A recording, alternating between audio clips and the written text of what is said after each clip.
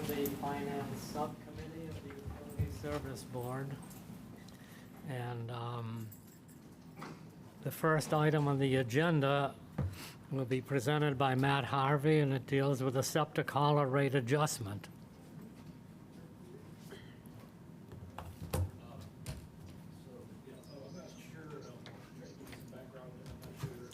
Aware of what a septic hauler or waste hauler is. These are the trucks that go around to people that have septic systems and clean those out. They have to take that waste someplace, and they currently take it down to our Dillman plant. You want to move? Go ahead. So I was going to take you through kind of what we do currently, and then take you through the analysis that was done by Crow, and then present to you what our suggestion is going forward with these rates. So as I said, the septic haulers dispose of their waste at Dillman. They do that. Before they do that, they have to come here and they have to buy what's called a dump ticket, and that's when they pay the utility for them dumping their waste into our plant. Currently, those rates are based on that schedule that I passed out. There's several different rates. It's very confusing. And so part of the goal for the new process was to simplify it a little bit.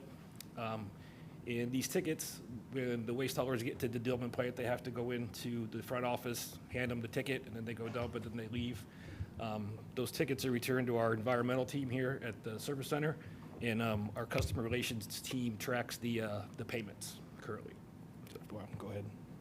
Sorry. Yeah, any questions? Yeah. Just so I have a full understanding. So these are private businesses who go to people who have a septic tank that are outside of the city or potentially in the city but have a septic tank, receive private payment for that, but to dispose of what is in the truck, they're going to Dillman to dispose of that. Correct. And this is that process. Thank you. They go to Dillman after they come here and pay us for a ticket just saying that they did pay for a load to dump. So, Yes. Okay.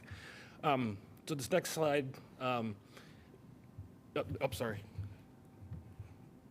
This slide is just a quick summary of the financial impact that we had in 2024 from these dump tickets. As you can see, we took in about 740,000 gallons of grease and $7.2 million of septic. And that averages out to about 6 cents a gallon for grease and about 1 cent a gallon for septic, for a weighted average of 2 cents, which will come into play when we are making our suggestion on how we move forward. Is why we brought the weighted average in. So go ahead. We did some research around some other utilities in the area that do take waste. Columbus, Indiana currently charges 6 cents a gallon, but they do not take grease. Terre Haute currently charges 8 cents a gallon, and they do take grease. And again, if you see how the weighted average between the two for us, it was 2 cents currently. Keep going. But the new proposal is to get rid of the dump tickets. We've had badges made because there is a gate down at the Dillman plant. The idea would be for the waste haulers to have a badge that would give them access to the plant. And then every time a badge would be tied to a specific septic hauler truck. And so if that septic hauler truck is a 2,000 gallon truck, every time they swipe that badge, at the end of the month, we'll get a report from ITS here at the city. We'll get a report on how many times they swiped. And then every time they swiped, if it's like I said, a 2,000 gallon truck, or they'll get charged for 2,000 gallons every time they swiped. So it'll just be like a one invoice every month instead of having to come by the service center to buy tickets. Are there any questions so far on the process anyway?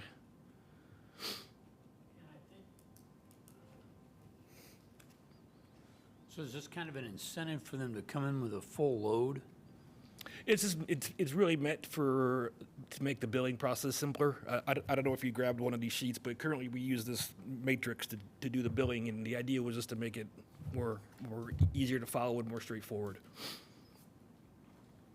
I'm just trying to think if, from the efficiency standpoint for a hauler, in their daily workflow, are we altering how they would do business? I'm just trying to make things as easy. I don't want to ask the questions about whether making this kind of a move where they would be charged. How are they charged now? How do we know how much, how's this different than now? Now they're coming here. They come here and they buy a dump ticket based on this fee schedule. That's whatever, 50 lines long. And then they take that ticket and they take it into the front office at the Dillman plant. And then they're allowed to go back into the plant and dump. So we don't measure how much they dump at the plant. We assume when they buy a ticket here that it's a full load. Correct. Okay, so we're really not changing things except we're getting rid of a step. And then they'll just have access to it. They can just drive up to the gate and use their badge, and then they can go dump and be on their way. Okay, So if their load is less than 2,000 gallons, they're still paying for 2,000 Correct. gallons. Yeah. So when we say we're charging 2 cents per gallon, we're probably charging somewhat more because, Not currently, because this is the proposed process that we're not doing yet. We're still currently using the old process with the dump tickets. but from Kurt's question, no matter how much I see. So the process doesn't change, Not really. It's just simpler, yeah. but the point still is that they may be paying for 2,000 gallons when they dump 1,500. Yeah, yeah. but that's kind of what they do now. if they Yeah, no, came I here. know. Yeah. So, but when we say we're charging them 2 cents a gallon, we're probably charging them more. More, depending. 2 cents is the minimum. So if you're a hauler and you went and pumped somebody's septic tank and it was only 1,200 gallons, you might wait till the next day That's right. to get it, to actually go to the plant. So you have a full load. Right. Yeah. Well, I get it. Yeah. Okay. This might be answered, but is this okay? This might be answered later, but, so they would scan the badge to come in the facility, the plant, and then they would just be permitted to go right on back. There's not, like you said, when they get to the plant, then they check in with the person there, but we're eliminating that check-in as well. So we're essentially giving these contractors the full privileges of our plants. Is that how I'm hearing? I would say full. Yeah, so. Or grounds access to wherever this particular dump site is? Yeah, right now we're going to be limiting it to certain business hours. Okay. So if that's part of the question, like would they be able to come in the middle of the night and do it? Currently not right now. That may be an option we're exploring later to see how this, once we get this going, see how this goes. But it wouldn't be much different than currently because with the administration building, it's kind of separate from the rest of the plant. And so they check in there and then we'll come in and dump. So it wouldn't be much different. They would just not check in up here Right. and just go right in. Okay. I think what you get at is they currently have access to the whole plant, yes, once they're in the gate, but they go back to where they're. But they check in when they arrive, Yeah. and then that step would be eliminated. Correct, correct. It would essentially be electronic Yeah, though, but- so we could have a Right. record even. We would know, like, somebody's checked in, like, you would know they're on site right now, not like, oh, I saw it later, oh, they came today, but someone would know that they're here. And then my other question is, how many contractors do we have currently that we work with that come in and receive tickets? I don't know that off the top of my head. So, but Is it a I- guesstimate of like 5, 20? It's no more than 20. Okay. I mean, it's a lot less than you think it is. I figured it wasn't a whole lot. It's not a whole lot. And has any of this new proposed process been from their feedback, or is this strictly just from our team's feedback? This is just us trying to update the process. I don't know, the fee structure and things hasn't been updated in over 12 years. And so then they've also, we want to close the gate at Dillman, and so changing to the badge process would allow us to close the gate at Dillman. Okay, thank you. Okay. Sorry if this No, is no, already. go ahead. Sorry if this is already being asked. How will the haulers? What's the process for them getting an access badge? And since we have less than 20, will we communicate with them? Tell them about the process. Tell them. Yeah, obviously we will. But I guess what's the process for obtaining The process a would badge? be that we would have a badge assigned to each truck. And then based on how big that truck is, every month we get a report from ITS downtown that shows how many times that badge was swiped, and then we would bill them based Then on you their get- swipes. Yeah. Thank you. Yep, good. Oh, go ahead, sorry. So it's badged by truck, not by individual? Correct. Okay. What happens if somebody gets there and doesn't have their badge to get in? Do we have mechanisms to allow them to still do their work? You know, to come in, like, we can't be, like, could- sorry, you don't have your ticket, leave. They can still get in if they go check in at the front. Okay, The front okay. desk, and then they would have to call us and tell us that so-and-so's here with truck such and such, and, yeah. And my other question is in regards to what's on this sheet. Mm-hmm. What is it under pink? I can't, it's, I forget. it's I blacked forget, out yeah. and I can't, I mean, it's been highlighted, but it's been, I forget what's under. oh wait, I think I can see it now. Grease waste. Yes, there you go. Grease waste, okay. I just had to turn my paper. Oh, you're good. You're good. Okay. It's not the most ideal thing. Yeah.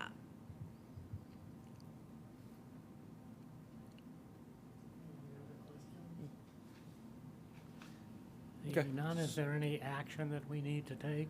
Oh, we're not over yet here. So again, the new process is simpler billing, and more access to the waste haulers with the badge. We did have Crow do a rate study for us on this. Their study came back in that they could justify us to charge 17.2 cents per gallon, which was an extremely large increase. And so what we're proposing, if you want to go to the next slide, is that we kind of split the difference and move everything to 8 cents a gallon. That doesn't give us our increase for now. And then what we would plan to do is the next wastewater rate case that we do, we would roll this in as part of that to get it up to where it quote unquote should be, so we don't have a pretty drastic increase for the waste haulers. So that was what we were going to propose, and it was a Title 10. Is that it? Yeah. So we just wanted to bring this to the board to give you all a chance to weigh in on what we're doing, why we're doing it, and if you agree with the 8 cents. I would also note that the 8 cents is similar to other facilities in the region. So, so it was, you know, you're just splitting the difference, but also we used. It matched Terre Haute. So The recommendation, what was the recommendation again? on- 17.2. Okay. So they would go from, like, the waste haulers would go from basically 1 cent up to 17 cents a gallon.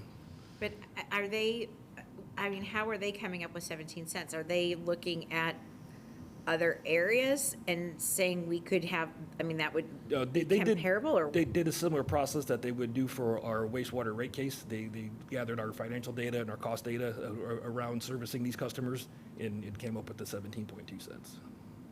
Yeah, it was based on the cost of treatment. So are we losing money?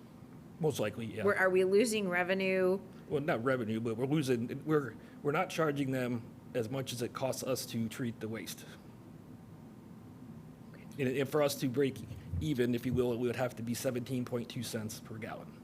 But given the fact that our rates haven't been updated in so long, that would just be a really huge increase for the haulers. So, And how much is the cost of installing this system, it was, this IDing well- system? well, the gate was already there, so it was the cost of buying 50 new employee badges, basically. Perfect. So Yeah, it's yeah. existing system, Yep. just adding them to Yep. it. Okay. You can go first, thank you. So we know that it costs us 17.2 cents a gallon to process. Correct. Either, well, grease and waste, We combined them, but yes, yeah. and is that what we're going for with the rate case? But we would want to look at that during the rate case, yeah, but we didn't want to do it all at once, just because it's just a big increase for the haulers. So we're just kind of trying to take their perspective on that. So I'm thinking, what do we charge residential customers? Of course, the difference is the transmission system or collection system. But Yeah, I'm trying to balance my thought between what it's costing us per gallon to process in terms of what we charge our residential customers, if we've broken that out between collection and treatment.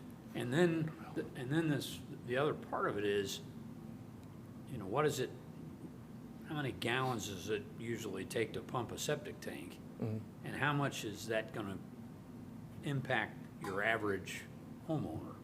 Because it's gonna go from a penny a gallon to 8 cents a gallon.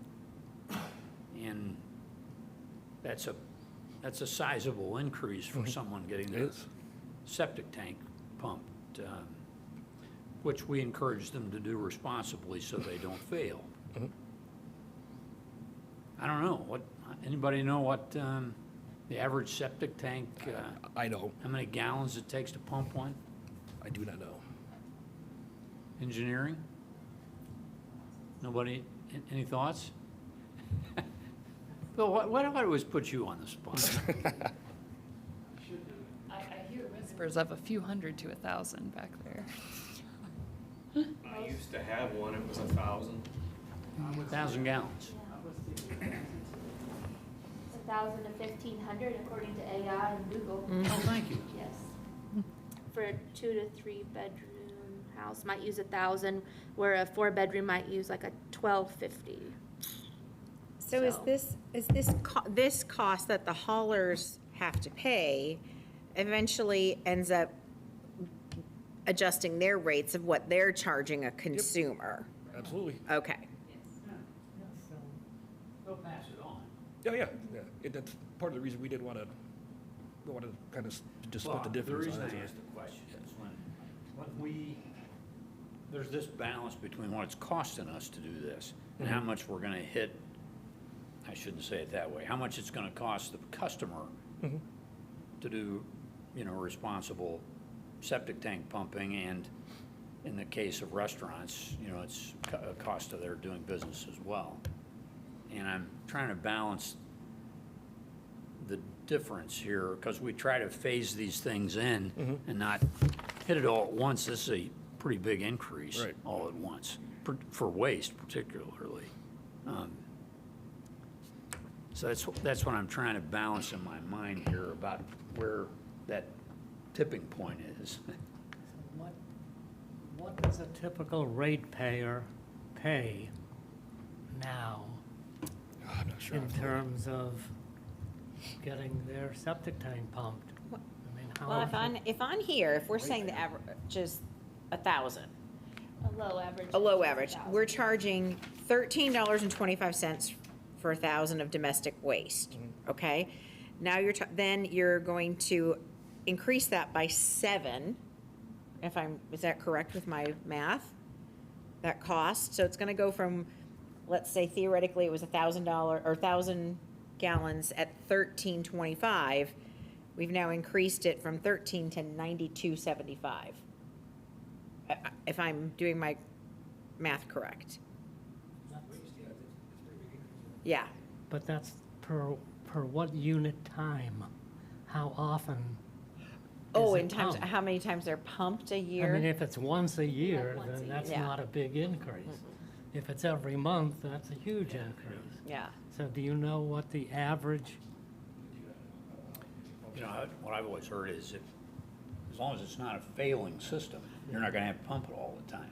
right? But if you're maintaining it regularly, it's what, every 5 years? I've heard 2 to 3, but. Yeah, So you Okay. pump it every 5 years? that's not much to worry So about. this is, even though it's 7 times over 5 years? Yeah. From 13 to 90? Yeah, that's not an issue, I really. mean, if we're undercharging them, someone makes up the difference. Agreed. And it's our ratepayers, regular ratepayers. That's not fair either. Right. That's what I'm saying. I have 2 questions. I see like an out-of-county column. How is this potential increase factored into that column? We're just making it one rate. County, out of county, grease, waste, it's 8 cents a gallon. Why? I don't think were any of you here in 2012 when this was implemented, not. but why, like, this was implemented for a reason to charge our out-of-county customers more. Like Columbus folks can't go to Columbus and do that. Are they driving to Monroe County to dump their waste, and then our local community is taking that on? So I feel that I do, with my limited information, support a difference with the out-of-county. My second comment is, what is our time frame on the next sewer rate case?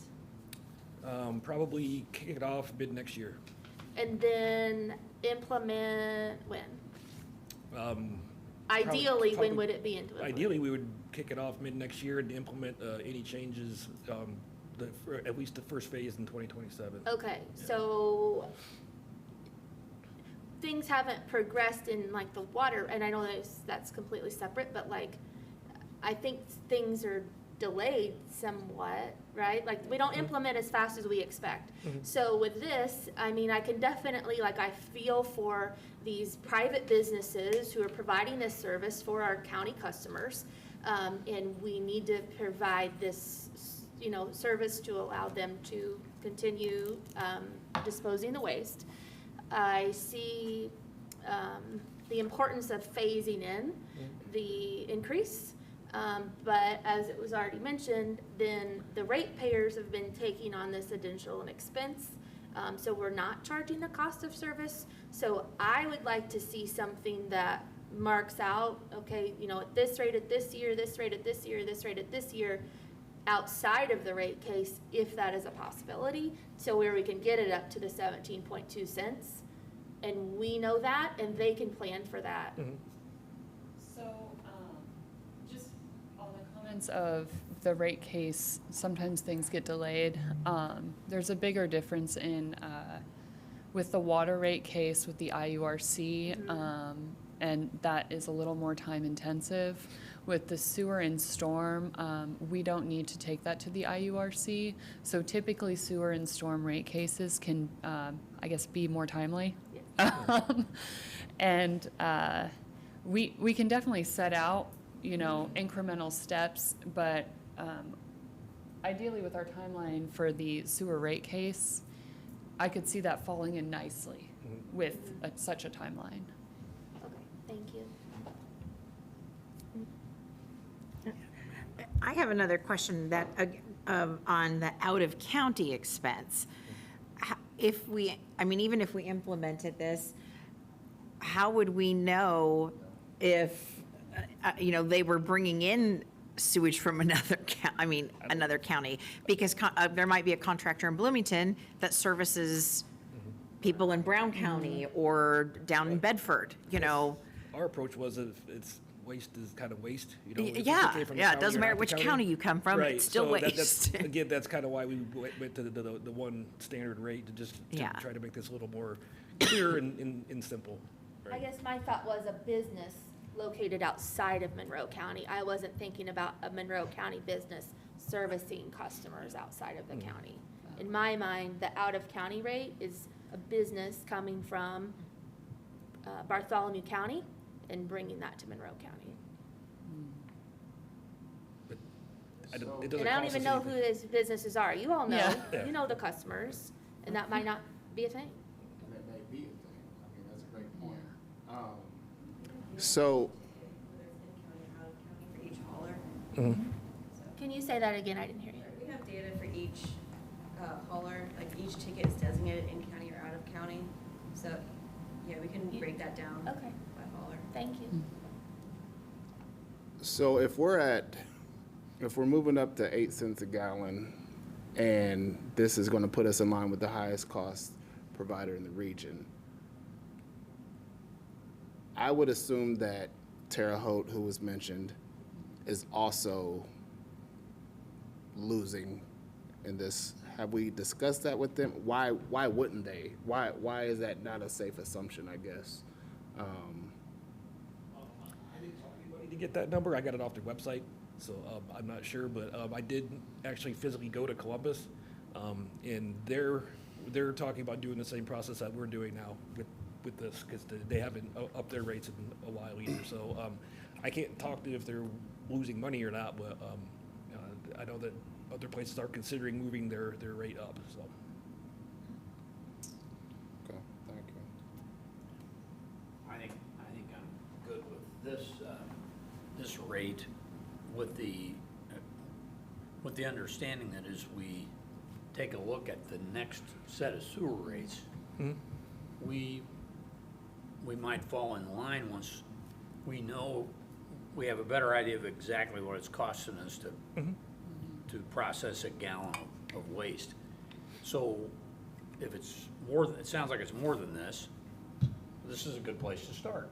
And as we take a look at a comprehensive view here next year and the next couple of years, then we might need to revisit this. That is the plan, is to include this in the next wastewater case, so it will be part of that.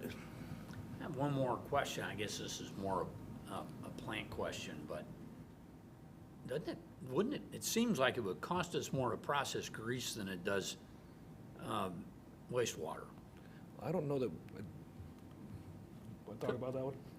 I don't know that I'm a finance guy, so please take that. We got plants back here. Oh, yeah, there you go. Okay, I didn't know Hector was here, sorry. It takes more effort because it's not coming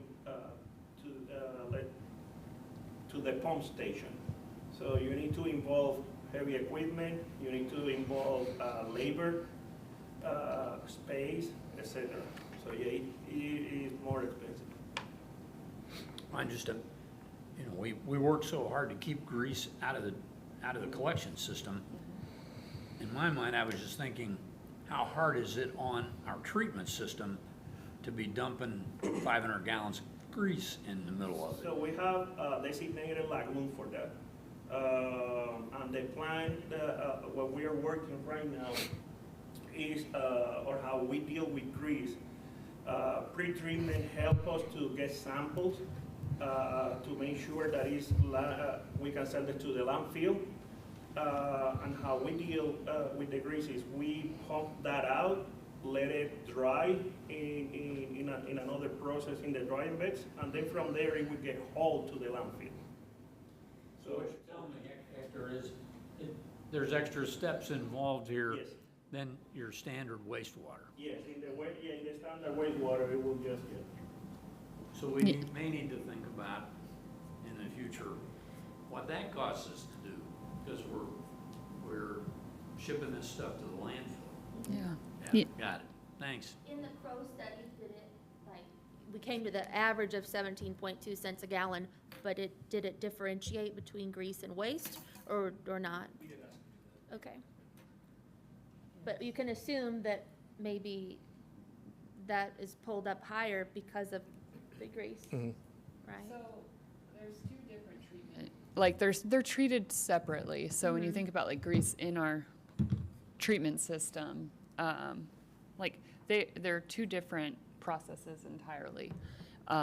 So I don't know if the way that we process grease is inherently more expensive than the way that we process septic waste, or the way that we process like sewage through the wet well, because there are a lot of, expensive and complicated things as part of that treatment system. Yes, grease involves heavy machinery and a different process, but it's not going through the same system. Okay. So it may not be inherently more expensive. Okay. Just thought, just food for thought. Not every county has a landfill. So some counties take landfills from other counties. Are we obligated to take septic waste into our system, or can we just tell haulers, you're gonna have to take it to Brown County or Terre Haute? Because we're undercharging, and it affects negatively our system to do it. So, I mean, it's a nice thing, I'm just asking. Yeah, there's like a myriad of reasons why we would want to provide this service to the community. So, yeah, we're not obligated to accept it, but, you know, we would like to provide the service to the community so that people who have septic tanks keep them maintained, you know, so that folks who have grease, like restaurants who have grease interceptors, they keep those maintained to prevent grease from getting into our collection system. And so we're promoting, you know, best practices by providing a place for them to dump grease and septic waste. And you're talking about out of Yeah. county, correct? Is what? Your question was about out of county? Well, no, I'm No, just. in general. Generally, I'm saying yeah. if the cost to our Right. ratepayers and the cost to our system is really high, then, you know, I'm just asking. Yeah. I understand that it's not an obligation, but it is, it does have benefits, so. As long as we're able to ultimately get the charge fair to what it cost us, then I'm fine with doing it, but I hope that can take place in a relatively short amount of time. And other communities reciprocate and take our waste that we, like, I know some Medora is on our, Oh, you know, something every month or two. And so, but I think I like the idea of if you're out of county, it's a higher rate. We're charged a higher rate to haul our sludge somewhere else, too. I would be interested to know that. okay. Okay, any other questions? If not, do we need to take a committee vote on this and then bring it to the whole board? Title 10, right? Yeah, I don't think we need to take a vote on this This is- necessarily. Yeah, it's going to be part of something that we'll bring to the board in the future. So it's coming in the It's coming, future yeah, yeah, for yeah. vote? Yeah, So So today the- was just to get like to- feedback? yeah, yeah, So we're not voting today to increase correct. the rate or change the process? Correct.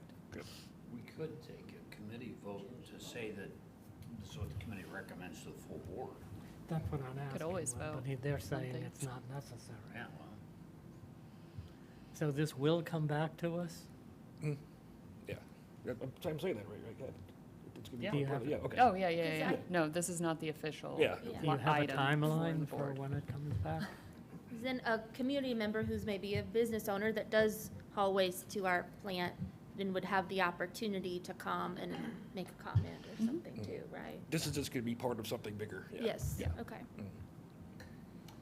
you know, we're on that topic, I think, when it does come back to us, we'd want to bump the effective date out a month or two so that the haulers can start to make, they're going to need to make customer rate adjustments in their systems and notify their customers of the Correct. changes.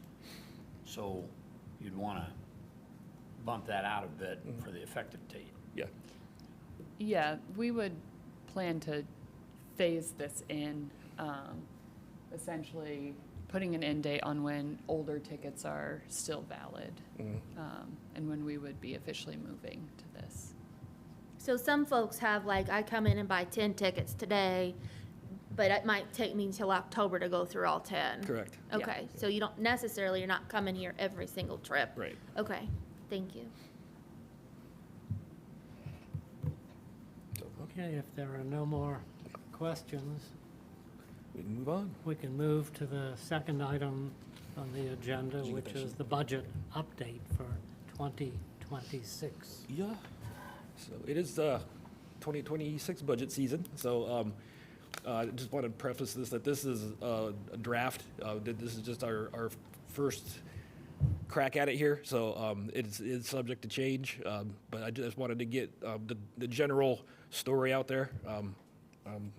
So if you want to scroll down to the revenues, yeah. Keep going. Yep, there you go. Okay, so we'll start off with the revenues here. So we filled in, we got actuals from 2022 to 2024. We just put in the budget this year. And then what we were currently proposing for next year. From a revenue perspective, we were really not expecting much change. As of right now, there's no rate changes for water, wastewater, or stormwater going into effect next year at this point. We're hoping that we do get some water relief at some point next year, but we're not, we don't currently have that in the budget. So again, not a whole lot of change from the budget from a revenue side.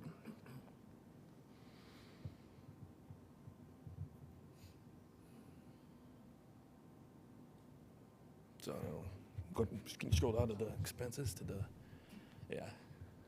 So, yeah. Again, this is just the expenses. The thing that we really want to highlight on the water side is the extensions and replacements line. Usually that is not a negative number. What we use that for is our budget has to be net zero. From a budget perspective, we can't show that we made or lost money. So how we do that from a budget perspective is we use the extensions and replacements as the plug to get it to zero. And so what this is saying is that based on our current roll-up, which again is still draft format, is we're going to be short about $600,000 in next year's budget.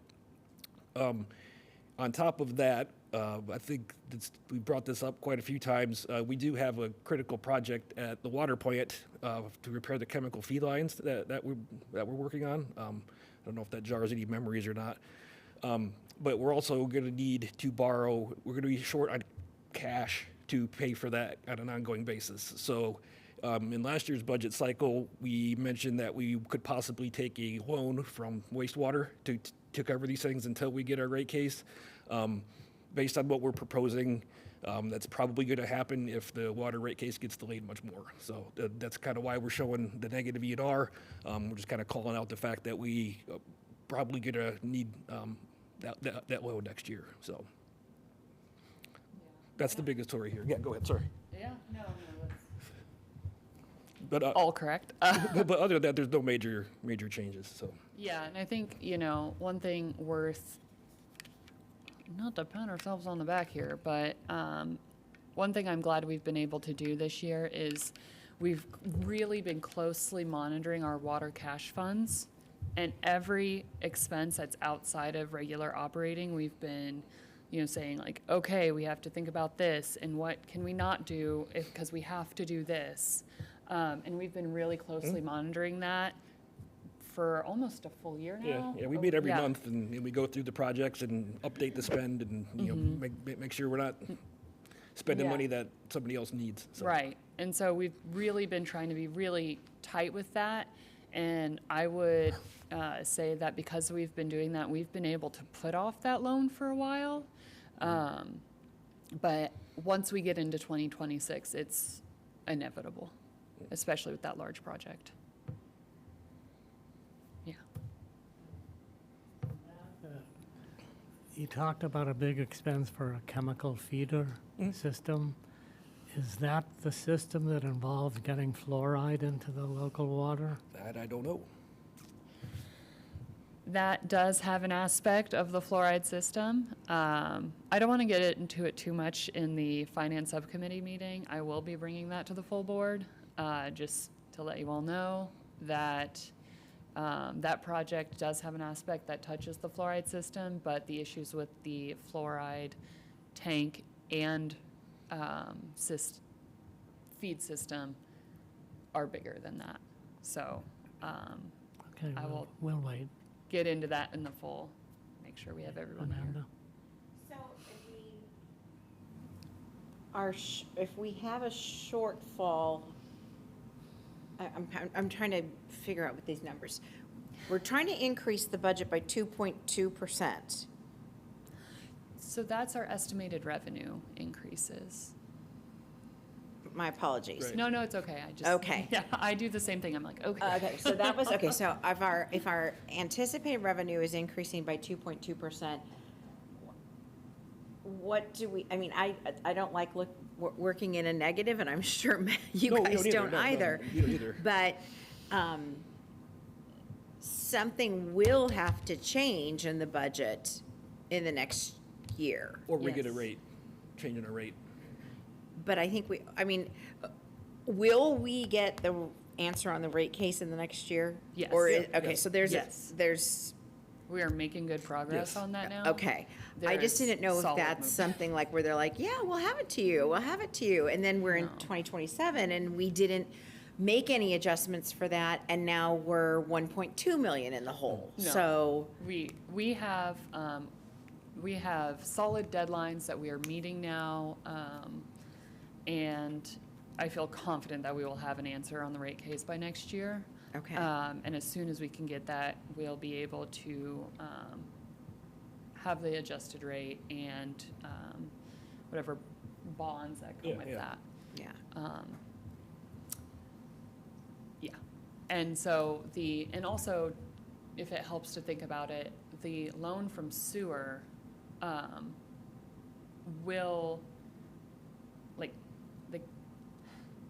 try to explain the cash versus the budget. It won't have any budget impact on wastewater.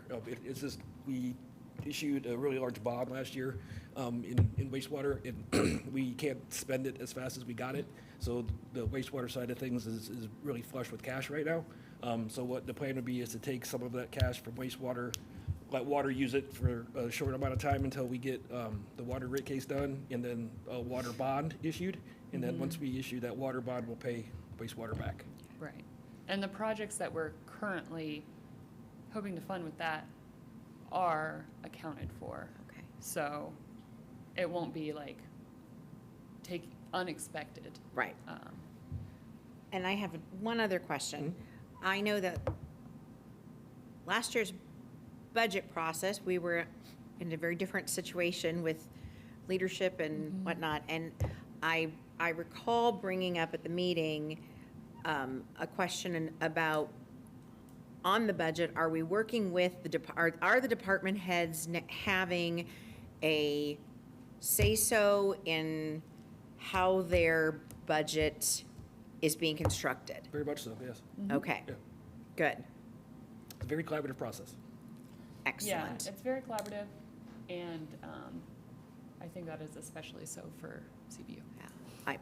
I appreciate that because I think it's important to engage all those folks because they, They do you're the work. you're a number cruncher. You're not doing Hector's job or, And that's what I tell them. It's not Matt's budget, it's Hector's budget. It's yeah. Phil's budget. I know, and I'm happy to hear that because I think it's very, very important that those heads who are actually going to have a budget accountability and, where they're gonna have to report back to you guys and say, sorry, we're not meeting this, if they don't have buy-in from the get-go to be able to say, I need this and this is why, and we have overtime on this, and, I mean, they're the ones that need to know the minutia so that the budget can get, it can be in a good spot.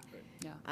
And that we don't go into the negative, so Well, this has been a few years in the making, so it's yeah. Yeah. Well, I appreciate that, and I'm sure the department heads do as well, so. Yeah.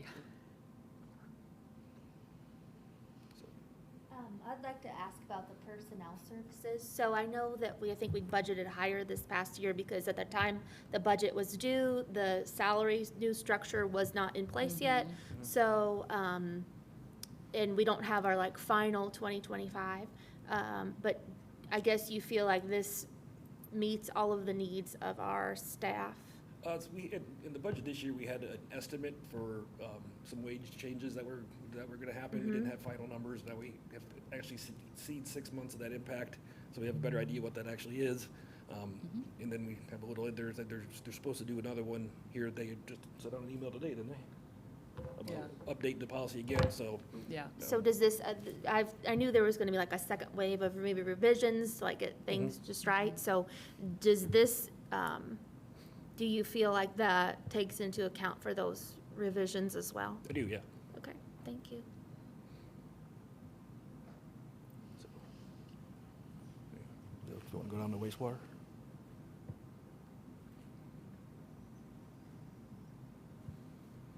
So again, here, there's not much change here. Like I said, we're not expecting any big increases in revenue. So it's kind of just kind of status quo.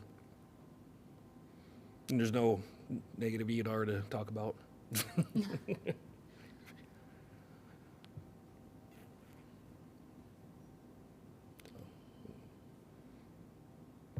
So, and stormwater's pretty much the same. There's no real big changes to talk about. So, there's no big changes coming down the pike that we're aware of the plan for, so we're kind of keeping it as is. When are our budget hearings? It's August, isn't it? Yeah, so right now, I asked that very question very recently. I was like, hey.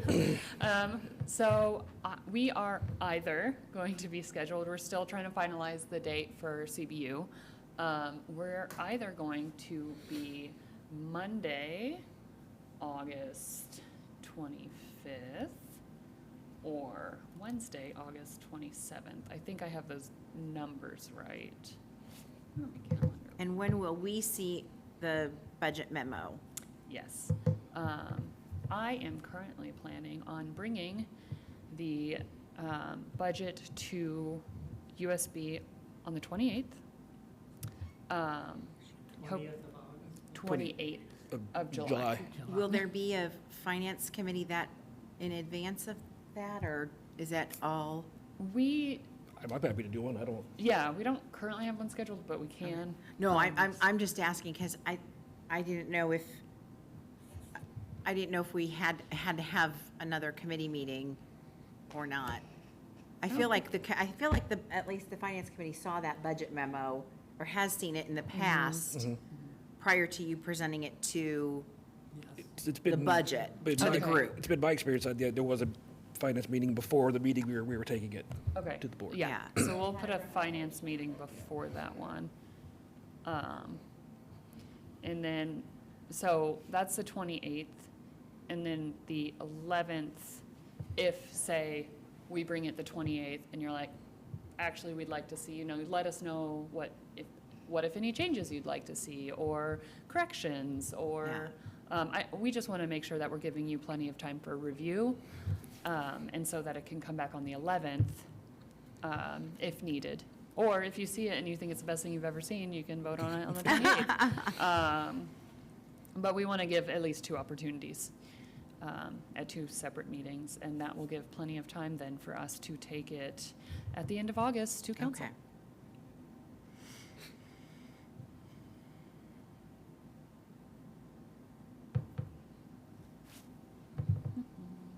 You have any other slides, Matt? No, that was all that we were going to present today.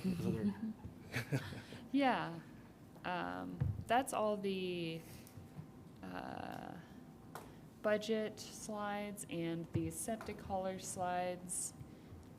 We didn't want to make this a specific item because it came pretty late before the agenda came out. So we're not presenting any documents today. But we have gotten some initial revenue requirement data back from Crow for the rate case. Right now, what we're looking at is a 30.5% increase. We will be officially bringing that to the board, to Finance Subcommittee.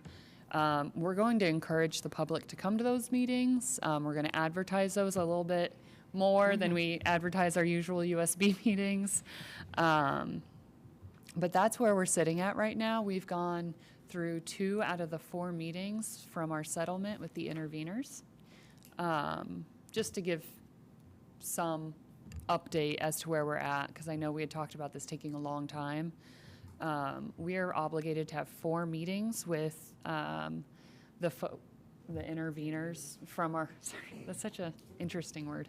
And that's from the settlement that was agreed upon with our last rate case. They're really interested in seeing the cost of service study based off of the AMI. They wanted to see cost allocation and have an opportunity to review the different aspects of the rate case. So far, I think the meetings have been pretty positive.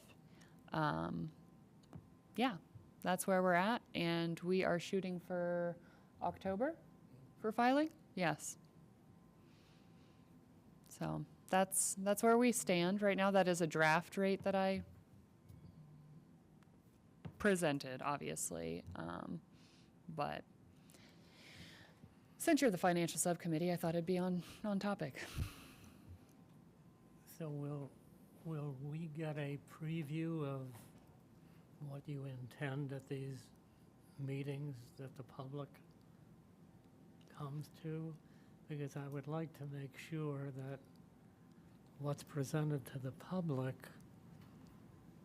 is good justification for an increase, what the increase in our costs are, what we're doing that's new and better, and how we'll serve the public better. Oh, yeah.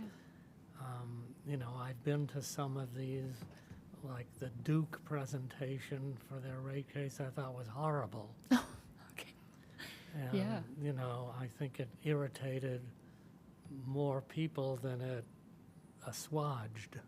So I would like to give you a chance to practice it, or, you know, Yeah. to let us know what the presentation might be like. No, Because I that's fully great. believe it's justified, but, you know, people offhand are prone to think it's gouging. So that, the number I presented, that is not necessarily the rate people will see, because we've yet to do the cost allocation aspect of it, right? Yeah, the cost allocation. So that's just our revenue requirement percentage. So, But whatever the percentage is, yeah, you know, the public doesn't like it. it's true. Well, because you say a huge number percentage, but not What that is that? people like it any better, but if you give them a dollar amount, then I think that sometimes doesn't seem quite as harsh. I know an expense to anyone's budget, you know, you've got to make adjustments, but, a quick question. So, I'm glad to hear that you said we'll have like 4 meetings about that for the public to attend and comment. Okay. So, those are meetings with IU, Washington sure. Township, Okay. OUCC, yeah. But then we'll have, we can do maybe like a run-through meeting here. But I really am hoping for the public meetings to really be these meetings, to encourage the public to come here and talk about it. And, you know, this is where we make our decisions. Right. And so, We plan to promote that in various ways. Yes. That's what you said, right? yes, I want to promote it a little more than we promote our regular Right. meetings. Well, so like, I know you mentioned 30%, that's not like a final number or anything. I know that I read that a rural customer has a 42% increase in their rates. And a lot of people, I think, jump on the bandwagon, assume that is CBU, which Right. it's not. No. But I think since that's already stirring, then a lot of people hopefully will, you know, share what their opinions are. Yeah. This, obviously, a lot of our meetings, we fill it with staff.